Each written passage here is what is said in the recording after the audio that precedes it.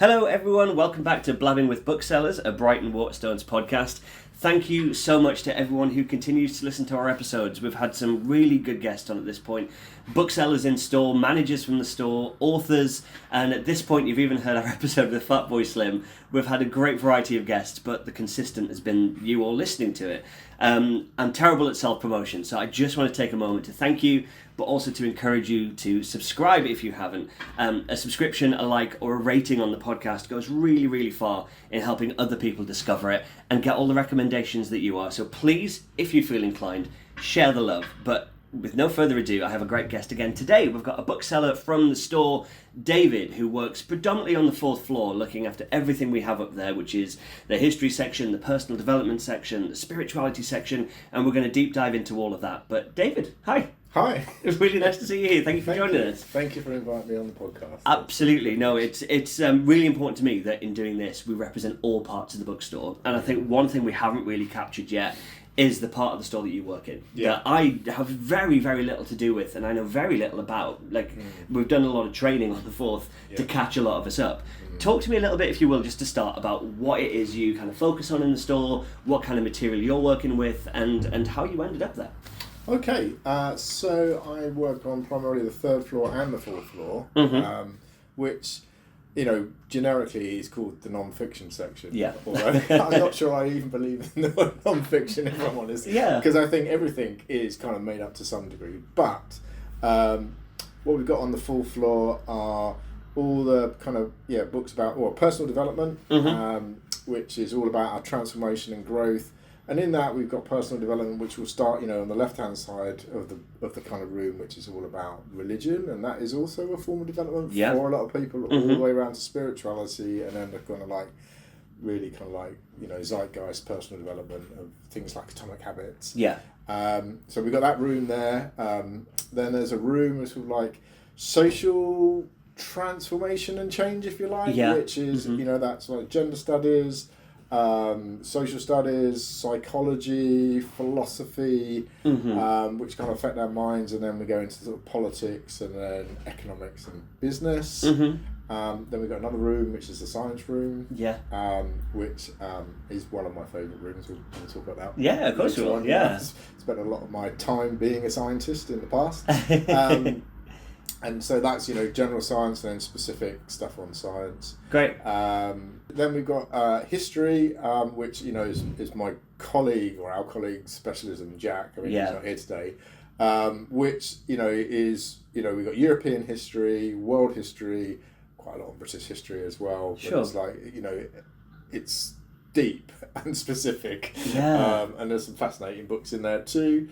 And then taking you around, I'm just sort of mentally going around the store in my head. We've got languages other than English. Yeah, of course. We've got a new section of sort of language books in other languages. Which is so great to have, it's isn't it? so exciting. We've had a lot of requests from customers about that. It's and been so to have manga in Japanese, in terms of my interest, is so fab to have in the store. Yeah, absolutely. So we've got those, and there's Butter there, which was one of our books of the year. So that's there in Japanese, if anyone... Japanese is good enough to read it. Yeah, it's great though, And then, that moves around then into sort of like, literary criticism and poetry. Yeah. So it covers a lot, that fourth floor. I think I'm always struck when I'm up there. Yeah. Like, again, drama, literary criticism, all the way through to social sciences and then spirituality. Yeah. Why do we find you, let's make it a bit more personal, why do we find you on that floor? What's your journey with reading in a general sense that leads you to being someone that we find working with that material rather than down in fiction? That's such a great question, Phil. Thank you. And I mean, I've been, I travel across on the train into the store, so I've been reflecting this morning on kind of like, I knew you were going to ask a question like that. Where did it all start? What was your first ever book, David? Right. Well, I think so. I'm going to answer that in two ways. So the first, I have a memory. My granny, it was a bit of a tradition, used to buy me every year for Christmas the Rupert the Bear Annual. Oh, fab. Okay, and yeah. So there's that's kind of like one of my first connections with the love of books and how books connected me with the stories that I love, but also with the person that I love. So there's that kind of like that connection. But then I was a real, as a child, I don't know if I can work. I was a geek, I was really interested into science. You're in good company. I was into sort of science. How does the world work? Making things, growing things. I had a vegetable patch from the age of 2 or 3. I think I was just so. But I got into electronics. My dad was an engineer, and so I looked it up. It's still available. The first book I remember having is called Simple Electronics. Oh, and it is a Ladybird learning series, which is still available today. Yeah. And at the time, you could just about start to buy things like transistors. And you could make things like this robot with flashing eyes and a little simple 1 octave organ, with a stylus went do do do do. Yeah. So I loved all that music, but I had this book and pestered my dad, and took this book just enlivened and allowed me to bring alive my passion for science. That's so interesting, isn't it? So that kind of quote marks non-fiction actually brought a passion alive in me, and it was that transmission of information, if you like, absolutely, that actually puts me on the 4th floor. And shared knowledge as well, isn't it? Because it's that shared knowledge, because you're not just learning how to wire things up and make lights flash. You're doing that in this case with your dad. Yes. And I think that's something people don't necessarily recognise about quote unquote non-fiction stuff. Yeah. We focus on personal development, our own experience of it, but in sharing it with someone, it's even more powerful, right? Yeah, absolutely. And so that was that was a connection. Obviously, my dad was an engineer, so it was a connection with my dad and his working life. But also importantly, I think, is for me, I suppose non-fiction is a way of having someone who's a specialist in something in the room with you. Yeah. And, when I read, I try and have a conversation with a book. So a lot of my non-fiction books have notes on them, questions. You're an annotator. Not sure I believe this. Really? Based on what? How do you know? So, I am an annotator when it comes to reading non-fiction.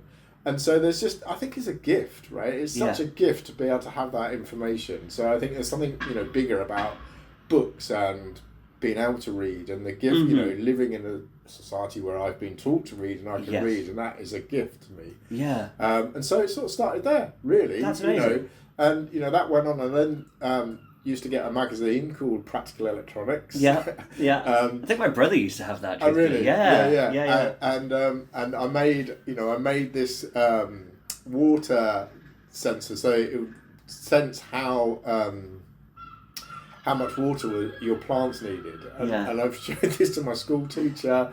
I made one for my school teacher. And it just sort of connecting with non-fiction books in some ways helped me connect with my society, my school. You're discovering yourself through that as well. I think one thing you touched on there is you're an annotator, and but you said I don't necessarily agree with this when you were demonstrating how you might engage. Yeah. I'm currently, I think you're aware, doing a counselling course to become an integrative therapist. Right. And I've discovered the joy of studying things and working on books that I don't necessarily agree with. Yes. Theorists whose work I don't agree with. Yeah. And the value of actually confronting why you don't agree with that. Yeah. Even if it just reaffirms your pre-existing stance. Yeah. How diverse you can be in your reading, even if you're not agreeing with it, is so valuable. Yeah. And that sounds like something you find too in your work. Yeah. I mean, I guess I've got my ongoing curious question is, what's this all about? Yeah. That's the name of the podcast now. Yeah. What's this all about? What is this all about? What's it mean to be human? What's it mean to live in this world? What is our experience? And so that led me then through into science. So, I kind of read a lot of Richard Dawkins stuff, the selfish gene, and that kind of Delusion, right? It kind of blew me away. It challenged me in my spiritual beliefs, and it really, and it also runs in parallel with things like communism and capitalism, right? Which which sort of there's this fundamentalist view maybe that there's materialism and then consciousness, or is there consciousness and then materialism? That's a sort of spirit materialist debate, and I don't know the answer to that. But these books in this section help me explore that. So there's things like the God Delusion. There's stuff in neuroscience of how does our brain work? Being you, something we've just read in the book club. Oops, please, we'll make time to plug that for sure. We will. But being you by Seth Anil was that's really interesting. Neuroscience is talking about how the brain works and what is consciousness, but actually it's not really answering the question. Yeah. The hard problem of, why do I see red? Yeah. Why? Yeah, I totally. know that how I and see it's my red. red the same as your red, and that question I've answered to be about 5 years totally, old. Yeah. I remember feeling really smart because I remember having that question as a kid. Yeah. Like, I feel like I've thought of this really deep question, Yeah. and then I read The God Delusion by Dawkins, and it was in there, and I was like, yes, I must be smart if Dawkins has said it too. So how then, given everything you've said about how diverse a lot of that material you're working with is, and also how kind of personal it is, and how it attunes to different people's ways of thinking and their worldview. How do you go about pairing the right book with the right customer in the store in those particular sections? Because I feel like working in predominantly fantasy and horror and all of that, people will come in and go, I read this, this and this, what else have you got? And so, not that it's a linear journey, it's still personal, but it's quite easy often to find something else they'll like. When something is this deeply personal, talk to me about the process you have when a customer asks for a recommendation from you, because I think it's different. Yeah, that is a great question. And I'm even challenged by the word recommendation. So let's explore that. Sure, I think that's it's really interesting. So I'm going to kind of lean into my science background, and in the previous life I was a software engineer. Right. And we always had a quote as a software engineer that clients think they know what they want. But actually you've got to give them what they need. Interesting. Right. Sure. And so that kind of approach really applies for me when I'm talking to a customer about a book, because they'll come in and say, I want a book on X. And I'll give you an example. I had a customer a while ago who came and said, I want a book on psychosis. Right. And it's obviously someone in their world, I want to learn about it, yada, yada, yada. And we had a conversation, and I said, is that really, is that going to be useful for you, knowing about this? Or is this more, about you and self-care and knowing how to be with someone who's really unwell? And so that's starting to dig into needs. And that's really where I want to go, is like my conversation with somebody is like, what is it that you're needing? And sometimes we think there's one way to meet a need, one strategy, which is get a book on psychosis because someone's got psychosis. Whereas actually there's another need there, which actually I want to demonstrate that I care. Right, and demonstrating that I care is like, well, how do I demonstrate that I care for myself first? How do I create about, and then we've got a lot of books about self-care, boundaries, what's right for me, how to say no, how to say yes, all that kind of, it's all there. I'm spreading my arms out wide because it's all there in the section. And then, I can talk about a psychosis book and then say, well, how about read the back of some of these books, and maybe there's something.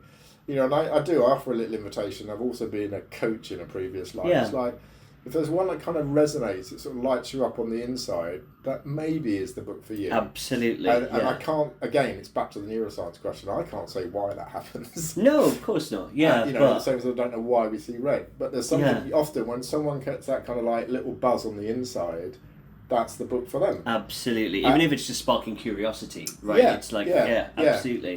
That's really interesting, because it sounds like a really big part of your job, from what I'm inferring, is kind of almost empathetic engagement with it's not just someone comes in going, I want a book on psychosis. Great, here are our books on psychosis. It's okay, as you say, what's the need? In counselling theory, I'm learning that there's the presenting problem. Someone comes in going, I feel sad regularly. It's like, okay, what's the non-presenting problem? What's going on beneath that surface? And you're digging into that in a book selling context, which is fascinating. Thank you. And I think for me that is, and I think book selling is, there's a science and an art to it, right? There is, and some people come and say, have you got Atomic Habits? Yeah, it's over there. It's bish bash boss. It's just a transaction. There's nothing wrong with that. That people know what they want. They're coming for it. It's a great book. And then there are some people who come and go, I think I want this. Or they'll say, is Atomic Habits a good book? And it's like, well, yes and no, maybe, because is it the right book for you is kind of the question. So I will explore with a customer, and they'll say, which is the best book? I'll go, well, they're all great because they're here. We choose them. But it depends what you want, what you need. What fits you. And what might be a great book for one person might be a terrible book for another person. And Absolutely. It's not the book, it's the context and relationship between you and the book. And, going back to that first electronics book, that relationship with me in the book, lit up a world for me. Absolutely. It didn't for my sister, we're two different people. Totally. So that, I think, is really, it's that relationship. And Absolutely. It's creating a relationship. And for me, maybe it's a sort of level of abstraction away, but you're creating a relationship with an author. Yes. Right? Yeah. As well, through the art of their writing and how they express themselves. And authors, they express themselves in lots of different... That's why it's fantastic to have a big bookshop. Absolutely. Lots of variety. So there's something there about curating a relationship. Yeah. And helping someone find a relationship. So, there's some Buddhism books there. There's Thich Nhat Hanh, who's, he's just like an amazingly, and I've introduced so many people to him.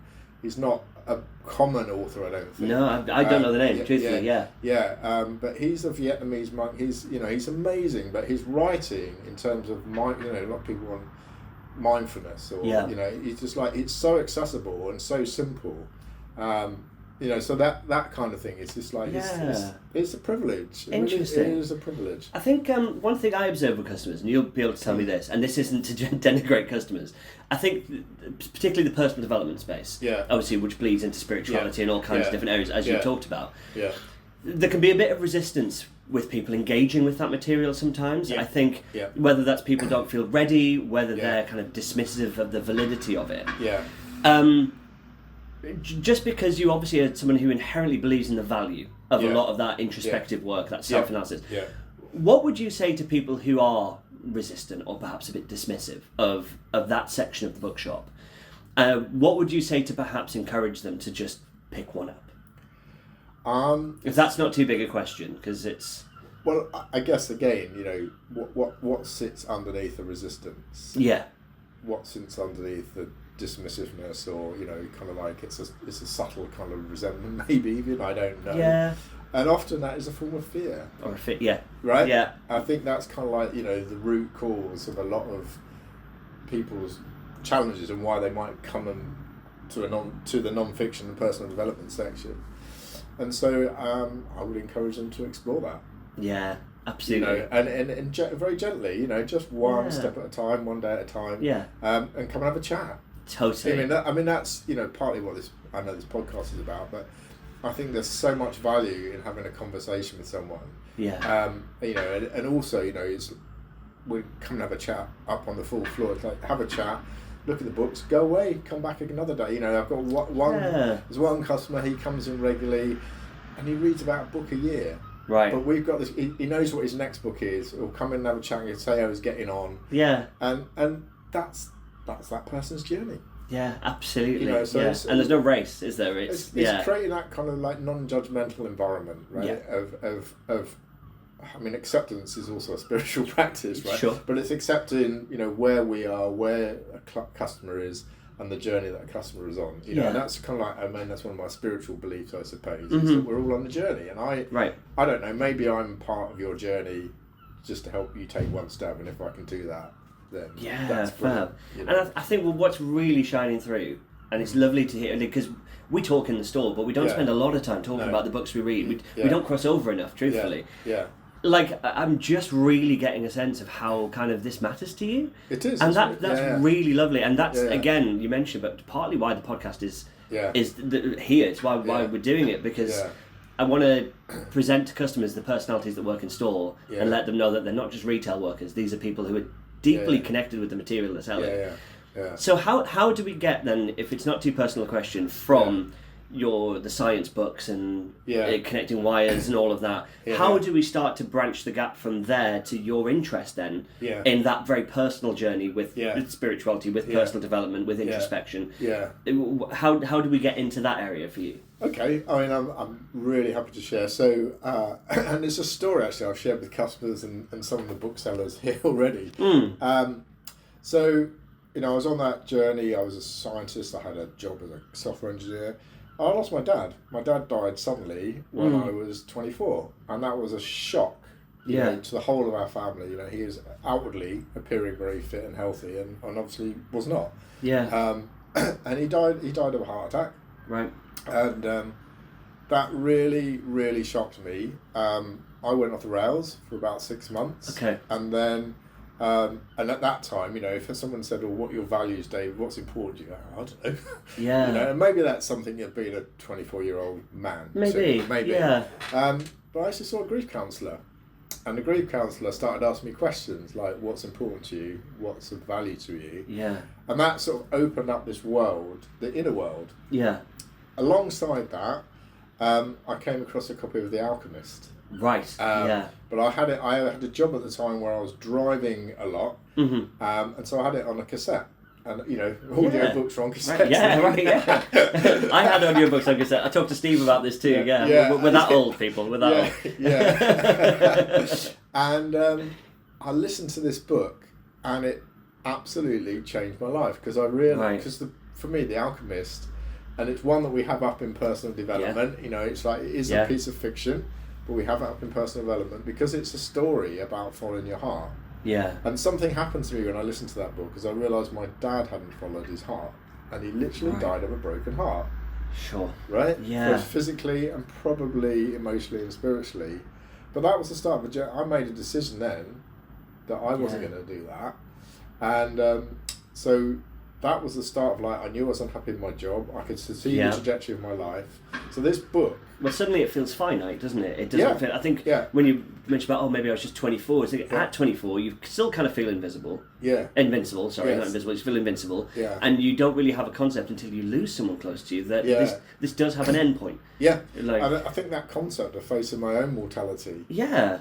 Actually, it rocked me. Absolutely rocked me. And I thought, well, I'm gonna, I want to have a meaningful life, and so there was that. So The Alchemist, and then there's another book that we have up here called What Colour's Your Parachute by Richard Bolles. You've mentioned this to me before. And it's a workbook, and it basically says how to change careers. Right. And actually find your own purpose in life, what's true for you, and then how to make a transformation if you're unhappy in your work. Yeah. And I mean that took me 6 months. It's like a workbook, and I went through that. Yeah. And I made a decision. I left my job. I actually went back to university. Wow. I started. I got on a master's program, but I went back to uni, and I didn't leave for 20 years. I went through the whole education system. But those two books together changed the direction of my life. Absolutely. But you were the one who sought that change. They didn't happen. These books didn't necessarily happen to you. That was you seeking. So I mean, this goes back maybe to what we were saying about recommending. Yeah. I got a buzz when I picked up The Alchemist. There you go. Yeah. It was back then they were expensive audiobooks, relatively, and it's like I'm going to take a punt on this. Yeah. And then What Colour's Your Parachute was the same thing. I took a punt. Yeah, but totally. There was something inside of me that I couldn't consciously articulate. That you connected to that material. It just felt like the right time. Yeah. And so there's a little bit. There's some stuff. There's some of the literature in the spiritual writing. You if you take faith and take the step, the path will unfold before you. Yeah. And I think there's a little bit of that in my sort of how I like to live my life, but that also in my book reading. Absolutely, yeah. That. Thank you so much for sharing that. That was. I really appreciate you being vulnerable enough to share that with us, because I think that's a really useful insight into how, reading and those kind of resources can really help you find, if not a way back onto the same path, but a new path that perhaps works more congruently for you. Yeah. And it sounds like in your case that's what it was. It was readjusting to a new path. Yeah. And trying to find contentment on that. Yeah. Yeah. And sort of like the inner peace that comes with it. It's like, not even knowing you're agitated, and then, and it's a subtle chronic form of agitation. Like, I'm kind of okay. Yeah. But then, and I think that's what is so beautiful about a lot of the books in personal development, but also the philosophy books, some of the politics books, Invisible Doctrine, that totally. Kind of like when I read that, it's like, oh, that's what's been going on. Yeah, totally. So I think there is some, I don't know how to articulate this, but there's something about, it is a spiritual journey for me. Mm-hmm. Book reading has been a spiritual journey. Yeah. For me, both. So it's sort of like an internal, external reflection. Yeah, totally. Of, how I've chosen to live my life. Mm-hmm. I think one thing you're saying there, I think, is, again, you mentioned it earlier, but I think the best thing people can do coming into the store who are curious about taking that look at themselves or their life, or whether it's making changes or finding contentment with where they're at, whatever. I think there's such a range of material that focuses on such small nuances of our lives and perceptions. that speaking to a bookseller for those recommendations is probably the way to go up there, because as you mentioned, I'm aware of The Alchemist, and I'm aware of Atomic Habits and Courage to be Disliked, but I don't have that breadth of knowledge in that area. You'd encourage people to come chat to you and to tell you what they're looking for. And through that conversation, we'll work it out together. Yeah, absolutely. And I think, sometimes that is, the beauty of having a bookstore and a bookseller to come and talk to. Totally. Absolutely. You can't get that online. Yeah, absolutely. And online's great, but you can't get that kind of like interaction. Absolutely, especially that kind of personal feel to it. And there's no more personal part of the bookshop, I don't think, than that. Well, yes and no. I think. I think even. There's a little bit. I talk a little bit about the book club. The rising wave. Although it's quite. We started off as a non-fiction, but actually it's a book club where we read books that transform our consciousness. Yeah. So that can be a science. There's some science fiction books I've read. Tell us a bit about the book club, because that's a really cool thing you run for the store. Yes. That's all you. So please tell our listeners about that, because I think it's an important part of the culture of the shop now. Thank you. So I have been in a non-fiction book club for over 10 years. Well, that's an online one. I've always wanted to run a book club, and just the opportunity presented itself. And I asked, is there a non-fiction book club here? And there wasn't. Yeah. And so I decided to give it a go. Absolutely. It's as simple as that. Great. To give it a go.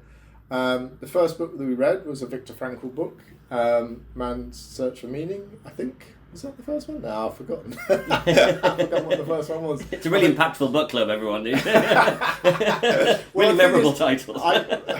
My brain doesn't work in chronology. No, I'm teasing. We read The Courage to be Disliked. We've read Seth Anil's Being You. So we've read some really great titles together. Yeah.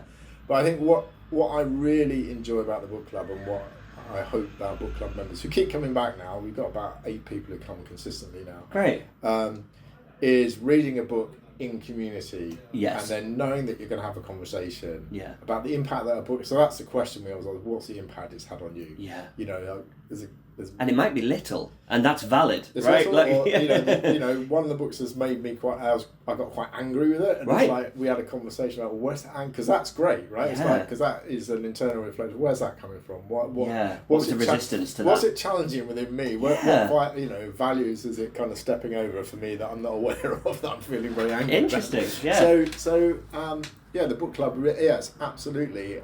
Anyone can join. You don't have to have read the book to come along. Yeah. Often people have got busy lives, they might have read half of it. Yeah. We check in, we read Brady and Sweetgrass. Yeah. And we read that over 2 months. So usually we read a book a month. Right. We read that, I checked in, and I was sort of kind of feeling like I was rushing it, because it's such a good... it's the third time I've read it, and I felt like I was being rushed through it in a month. Right. So we said, let's read it over 2 months. We'll read the first half, had a conversation about that, then read the second half. So it's very much a book club that's driven by the members. Yeah. That's really important to me. So we choose the books. I chose the first one, I think the second one, and then we choose it communally. Yeah, nice. Yeah. Perfect. So it's in the store. Yeah. The next one's on Wednesday. If people want to come along. Yeah, no fab. No, I think it's important to give a platform, because I don't think it's necessarily something that people would assume we do, because I don't know many book clubs that do. Bookstores that do have a non-fiction book club. Yeah. I think it's a really important space. So please, you'll find the details on the events page of the Brighton Waterstones website. Please do have a look if you're curious. It's David who is there with you, and as you can tell, he's a very passionate man about all this subject. So please get in touch if you're curious. Talk to me a bit adjacent to that then. Yeah. Because you are a fiction reader too. Yes, I am. Yeah. Can we talk about your taste in that, and how that kind of developed? Because you also have that string to your bow too. Like we could find you down on the ground floor on occasion. Yes. So what kind of lights your fire in terms of the fiction world? Do you know what? I was thinking about this again on the train on the way. I really don't know how to classify. what I enjoy some crime fiction. Right. I was thinking about the first fiction book that really impacted me was To Kill a Mockingbird. Oh, and I read that. That was for my O-levels. Right. And that was the first book that made me cry. It was the first book where I got angry. It's the first book where I really kind of had a felt sense of injustice. It was Yes. I could really relate to the characters. The writing was fantastic. Yeah. And so I think for me a fiction book is something that really moves me. Absolutely. It kind of really shifts me. So we also read Yes. Jane Eyre, Right. which I just did not enjoy. It was Right. it was too much of like detail. Yeah, no, fair. And we did Romeo and Juliet, and I didn't enjoy that either. Yeah, so fair. in some ways, you know, I don't know why I haven't been able to. I've tried to connect with Shakespeare. Yeah. I've tried to connect with the classics like Jane Eyre. You know, same for The Hobbit and Lord of the Rings. Right. Yeah. I love The Hobbit, Lord of the Rings. No. Can't read it. There's a lot of travel in the Lord of the Rings. There's a lot of travelling Well, in the Lord of the Rings. there's a story about a lot of people travelling in groups and overcoming things, and it's on repeat. That's how Absolutely. I was having this chat with a book buyer in store yesterday. Yeah. Someone who came in to browse, and we Yeah. were talking about high fantasy, Yeah. saying how Lord of the Rings Yeah. is obviously amazing for all the reasons it's Yes, amazing. yeah. But you could cut out 80 pages of. I'll get Yeah. absolutely beaten down for this Yeah, one. But yeah. you could cut out 80 pages of travel, and it'd be the same book, really. It would be the same trilogy. glad Do you you know said what I mean? that, Like Phil, not they me. could have Stew one fewer time, and it'd Yeah, be fine. yeah. No, interesting. See, with Shakespeare and stuff, like Yeah. I think it's hard because we get taught Shakespeare at school. Yeah. But you get taught Shakespeare at school, whereas Yeah. for me, Yeah. with a background of being an actor, Yeah. plays are experiential. Yes. They're things to watch, to be read aloud, to be performed, to be Yes. heard. Yeah. Reading Shakespeare silently to yourself, like trying to mathematically understand iambic pentameter, Yeah. you're never going to have the experience of it No. that it was designed to be written for. No. So I know so many people who bounce off Shakespeare. I did myself Yeah. until I was becoming an actor and I was Yeah. doing it practically. Yeah. And then Yeah, I maybe was like, that's oh, I it. get it now. Yeah, You know? yeah. And I've been to see Shakespeare in plays. And I mean, Yeah. to be fair, I love Macbeth. Yes. I really Yeah. do. You know, as a play to go and see that. But Yeah. so maybe that was not so much shaping, but actually reflecting back to me what it is that I enjoy. Absolutely. And then I've read all. I was thinking of Tom Sharp. Is it Porterhouse Blues and all Yes. that series? So Yeah. as an undergraduate, I read a lot of that stuff because it was like Right. stuff. I've read a lot of James Herriot and all. Right, Loved and yeah. enjoyed all of that. And then I've read. I'm just thinking, Zen and the Art of Motorcycle Maintenance. Oh, yeah. Cliche, but that's an annotated book for Right, me. yeah. It really moved me. Yeah. And then recently, I know another colleague spoke. I've just read Stoner by John Williams, which is cool. like one of the best novels I've ever read. It's absolutely beautiful. Yeah, and I think Sam mentioned that on yeah, the she episode did. with Sam Yeah, as well. yeah. And it's a book about this on the outside ordinary life, Mhm. but the way that Williams writes, he makes his life extraordinary because the way he expresses the internal struggle, the joy, the kind of very human kind of experience of an ordinary life. Absolutely. Made extraordinary, and that's so I really enjoy that. Yeah. Interesting, because the commonality between them is all you're saying things you were moved by, things that sparked a response emotionally or made you kind of have a period of self-reflection, which ties into, there's an absolute crossover, it seems, between the response you're seeking in fiction to the work you do on yourself through the personal development stuff, which makes absolute sense, I think. Yeah, I mean, I suppose you could call it emotional resonance in some ways. Absolutely. There's some kind of emotional resonance. So, I mean, I love science fiction, so I'm a big science fiction fan. Right, Alistair Reynolds, Peter Hamilton, Hitchhiker's Guide to the Galaxy. Oh, like, Steve and I went down a rabbit hole of talking about hitchhikers. It's just like laugh out loud. It's just like I've read it a couple of times, and I will read it again in my life. It's just like, and even the fact that it's a trilogy of 4 books. It's just it's so farcical but brilliant, isn't it? Yeah, it's and what is it about sci-fi then that sparks? Is it the imagination? Is it the conceptual boundary pushing? What is it about sci-fi, do you think, that grabs you? I think it's a little bit like science. Yeah. In that it is boundary pushing and it's imaginative, and science really is about imagination. Yes. Einstein said this. He values imagination more than he valued intelligence. Right. And he created. I'm just going to go on a bit of a sci thing here. Please. About. He's a bit of a hero, I suppose, to me, Einstein. But, he came up with relativity and general relativity, which is a science that has changed our perception of the world. Absolutely. And some of the things that are in the world. Yeah. But that all started with him imagining what it would be if he was sitting on a light beam travelling at the speed of light, what would someone else see? Yeah. And he created a whole mathematical universe based on that principle. Yeah. Wow. Yeah. And so it's a bit like Ursula Le Guin, right? Mm-hmm. There's a book up here in Literary Criticism, which is the maps of Ursula Le Guin. Yeah. And all of her worlds, she starts off by drawing a map. And then Fantastic. her books are about describing those maps with stories and So characters. interesting. And it's just like electric for me. It's Yeah. like, there's this kind of map. Someone has this idea, and then it kind of unfolds. Yeah. So Alistair Reynolds was I think he was a NASA deep space scientist. Right, well, I didn't know that. Yeah, based up in, I think he was in Scotland, and he started writing his first book while he was still a sort of deep space scientist. Mm-hmm. And so his stuff is set about 500 years in the future, and it's just about believable. Wow. And that's what I find. It's kind of like this society could go in this direction, or society could go in that direction, and that's what I really enjoy. Is you're really looking into the mind and the consciousness of the author, totally. and that kind of like imagination is like that. I love that. I absolutely love that. Yeah, because I haven't thought of it like that, and it's just like absolutely, that's so interesting. I think also like abstracting the context and like changing something fundamental about the world in which these characters exist, and even if you change one facet of it, it allows for a really unique lens to look at ourselves as well. And I think that's why I really get on with a lot of sci-fi and fantasy.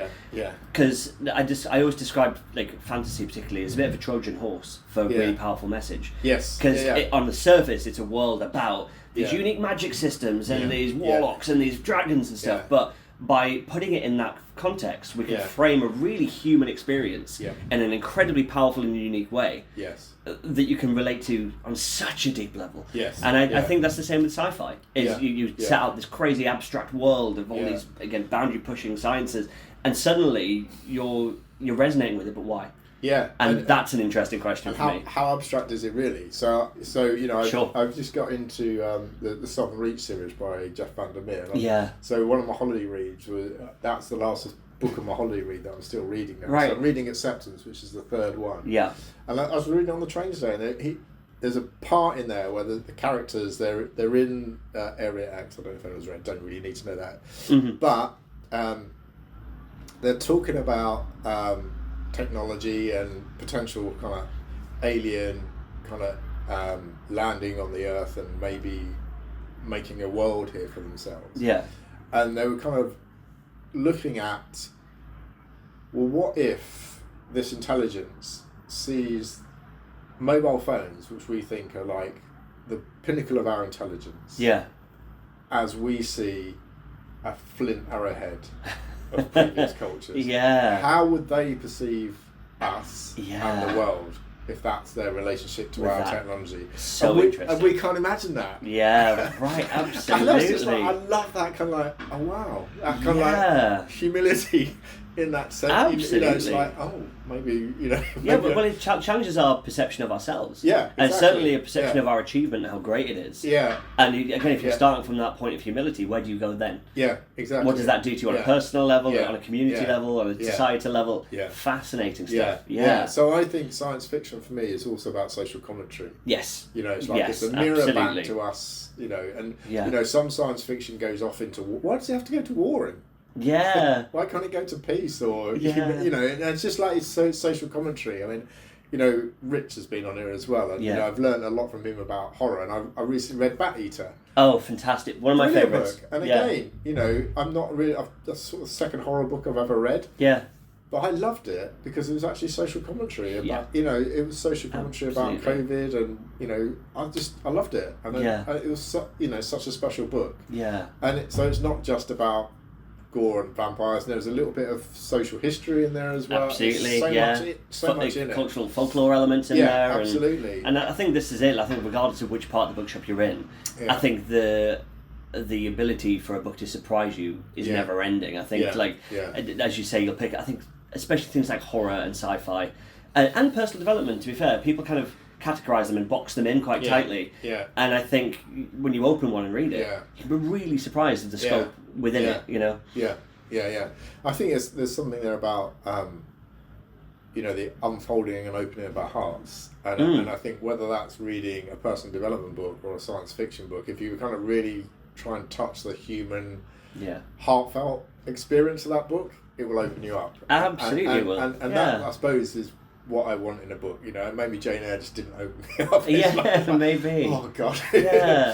Or maybe it was hard to relate in some way. Because certainly with I've read a few classics, and I've bounced off a few of them too, because I think it it doesn't capture enough of my lived experience for me to be able to have a way in. Yeah. And so I feel like it's a story being told at me rather than to me. Yes. You know, and then with me. Yeah. Or with me. Yeah, but again, in terms of self-reflecting on that, maybe that's my fear of being othered, and maybe there's a discomfort in from a working class background of feeling unwelcome in certain spaces, perhaps, and so maybe there's part of that. Yeah. You know, I think you always have to loop it back to why. Oh, you don't have to, but that's the interesting bit, right? Just to say you don't have to, but why am I reading this? Yeah.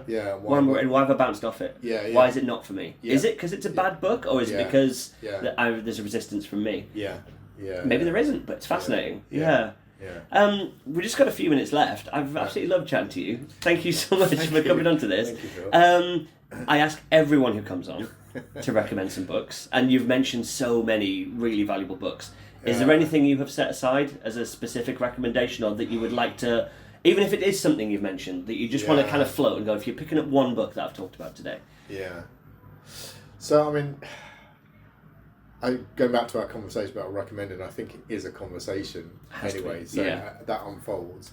And I suppose in that way, the book that has changed my life the most, or started to change, is The Alchemist. Yeah, fair.